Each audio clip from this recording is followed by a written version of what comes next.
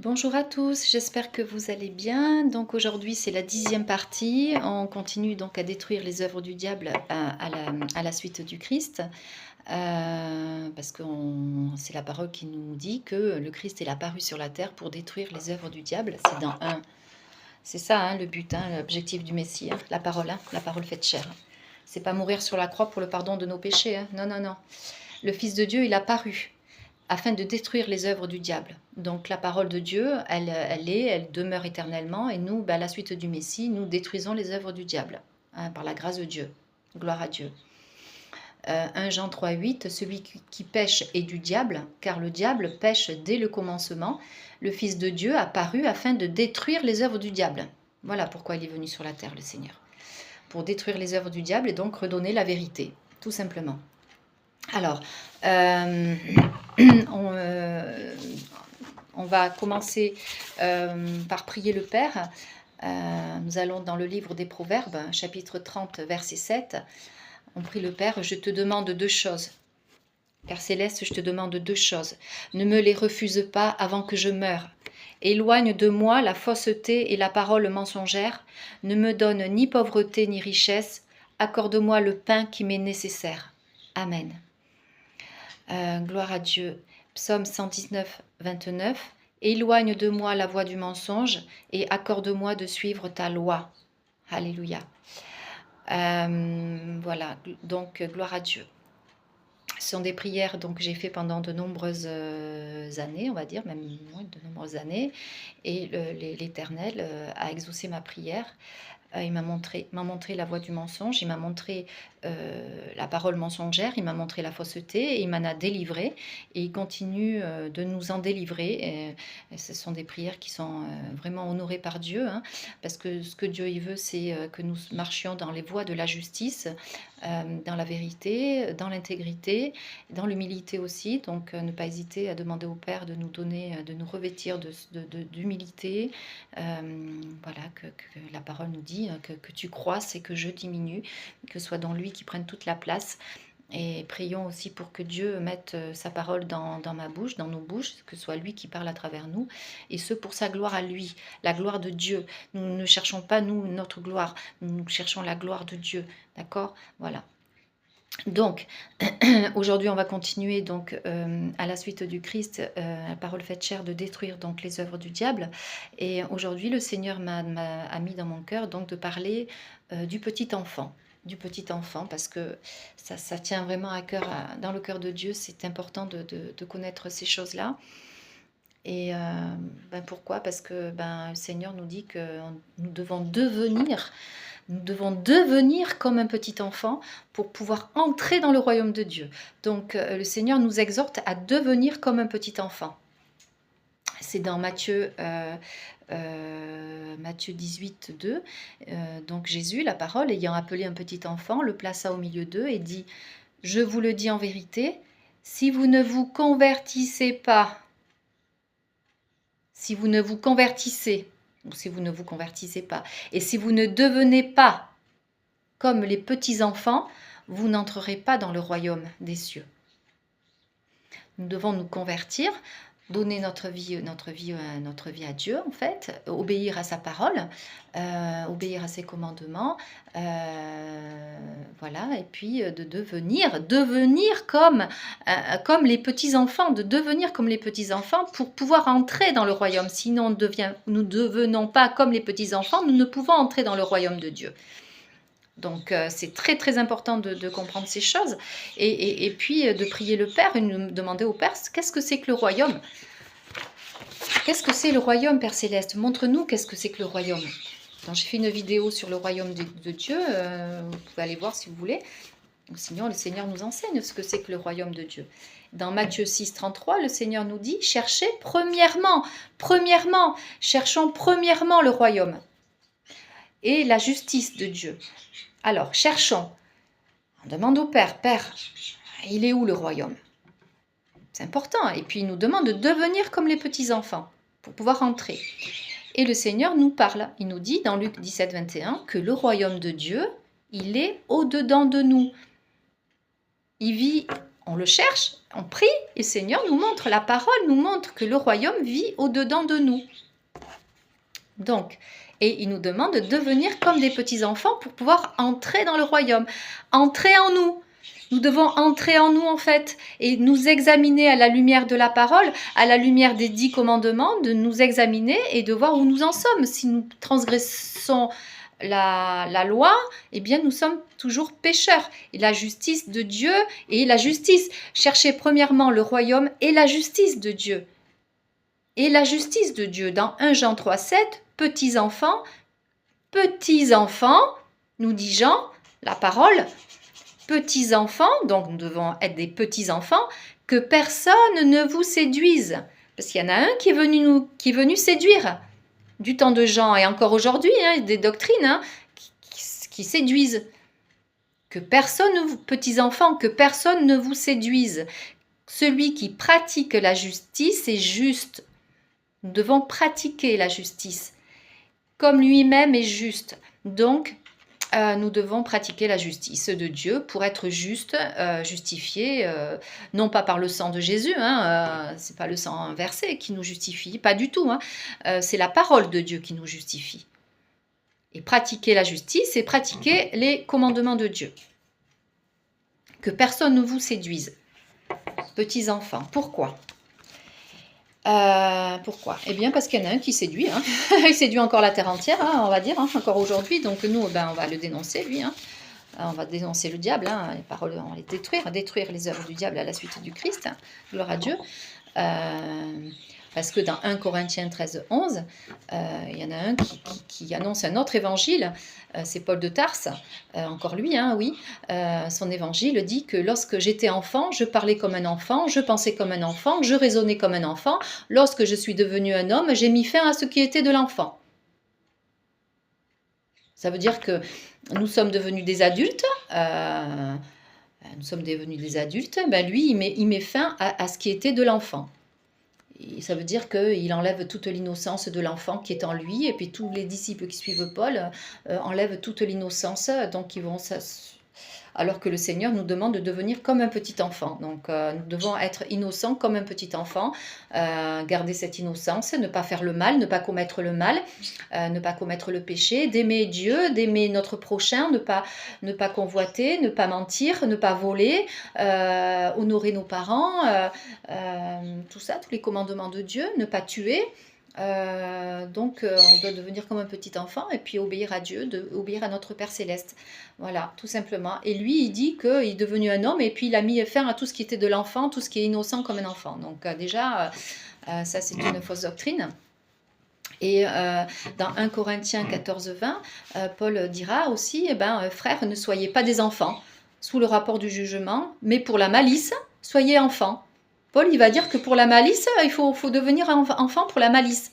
Vous vous rendez compte? La malice, c'est la ruse. C'est être malicieux, la ruse, être calculateur, manipulateur, c'est ça la malice. Et là, il exhorte ses disciples à être comme des enfants à ce moment-là. Et à l'égard du jugement, soyez des hommes faits. C'est pas l'évangile du Seigneur, ça.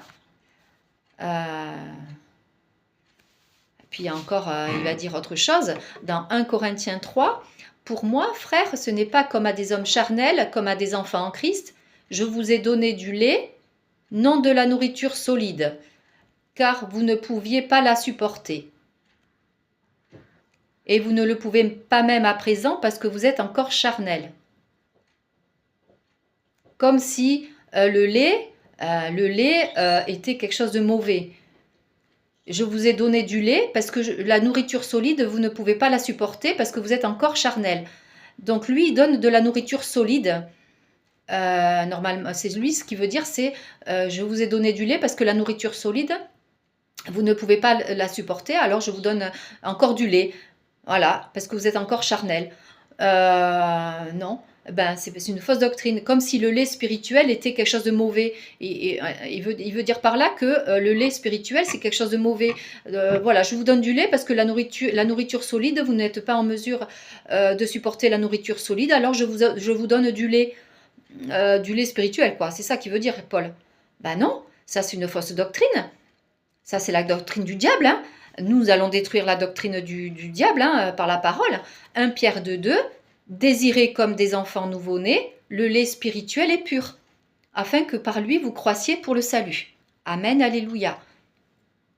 Donc Paul, il prêche une autre doctrine, comme si le lait était quelque chose de mauvais. Vous voyez ce que je veux dire? C'est grave quand même. Pour moi, frère, ce n'est pas comme à des hommes charnels, comme à des enfants en Christ. Je vous ai donné du lait et non de la nourriture solide, car vous ne pouviez pas la supporter, la nourriture solide. Alors je vous ai donné du lait. Et vous ne le pouvez pas même à présent parce que vous êtes encore charnel. Donc, pour lui, le lait spirituel, c'est pour les personnes charnelles. Parce que vous êtes encore charnel, alors je vous donne du lait spirituel. Mais pas de la nourriture solide. Vous vous rendez compte? Alors que Pierre, qui est l'apôtre du Messie, l'apôtre vraiment, oui, il marche à la suite de l'enseignement du Christ, et l'enseignement du Christ, ça, qui dit, désirez comme des enfants nouveau-nés le lait spirituel et pur afin que vous croissiez pour le salut. Amen. C'est pas la même doctrine, donc lui il parle de nourriture solide, Paul de Tarse, et la parole nous enseigne que nous avons besoin de lait spirituel et pur, qui est la parole. Et être comme des petits-enfants, quoi. Nous devons être comme des enfants nouveau-nés, comme des petits-enfants, être innocents comme des petits-enfants. Voilà, tout simplement. Gloire à Dieu.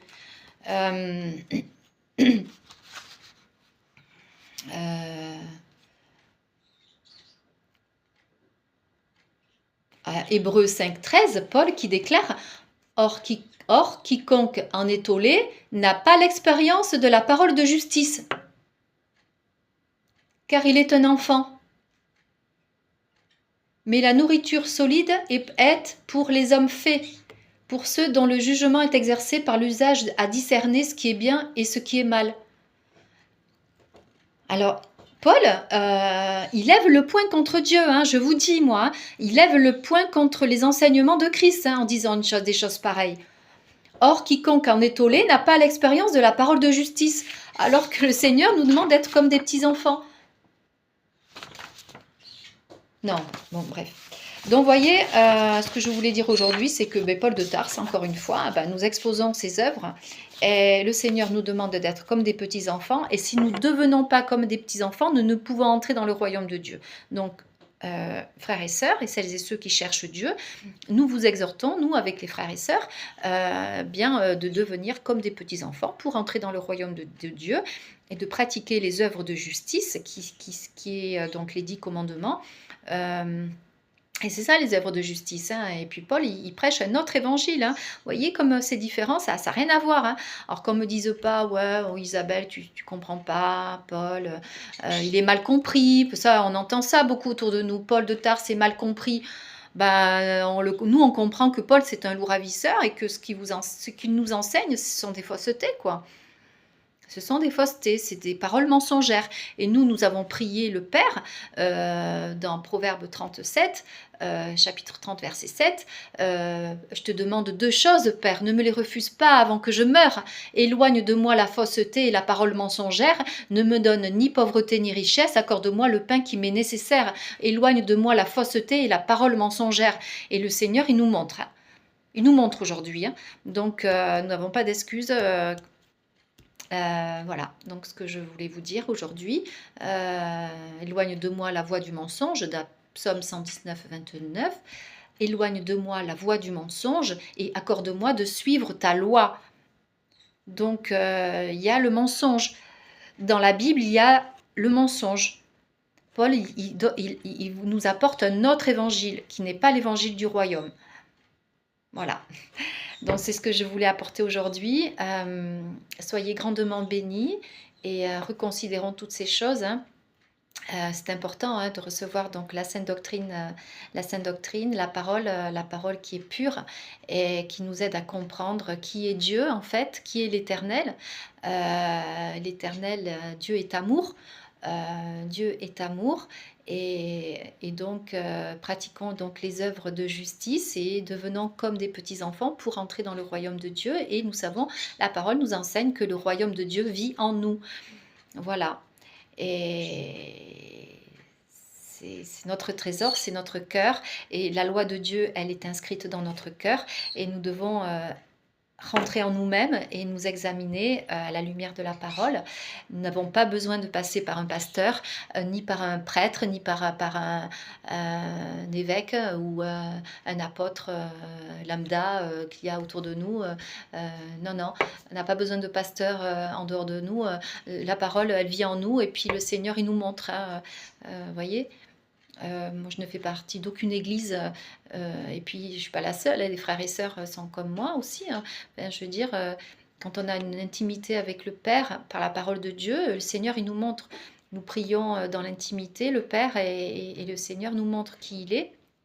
Nous n'avons pas besoin de pasteur parce qu'on est venu me trouver aussi en message privé et on m'a dit que, bon, ben, que, bref, on m'a dit que j'étais perdue, tout ça, parce que j'étais nouvelle dans le Seigneur, et nouvellement convertie, donc j'avais besoin d'un pasteur, j'avais besoin de quelqu'un pour m'enseigner la parole. Non, je vous rassure, j'ai pas besoin de pasteur. Hein. Non, non, mon pasteur à moi, mon berger, c'est le Seigneur, c'est Jésus, c'est la parole de Dieu, c'est la parole. Je n'ai pas besoin d'autre pasteur que Jésus-Christ. Il est mon bon berger et avec le Seigneur, je ne manque de rien. Il est avec moi, il marche avec moi tous les jours jusqu'à la fin du monde. Et celles et ceux qui suivent la voie du bon berger ne marchera pas dans les ténèbres.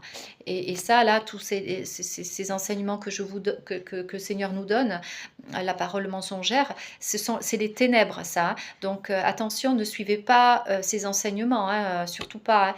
Hein. Restons attachés à la sainte doctrine, redevenons comme des petits-enfants et restons attachés à la parole de Dieu. Pour entrer dans le royaume, le Seigneur nous demande de devenir comme des petits-enfants. Donc, voilà, Paul, il enseigne autre chose, un autre évangile. Nous l'avons vu. Lui, il dit que on ne doit pas, que le lait spirituel, c'est mauvais, quoi. Dans 1 Corinthiens 3, il dit ça, lui, alors que non. Non.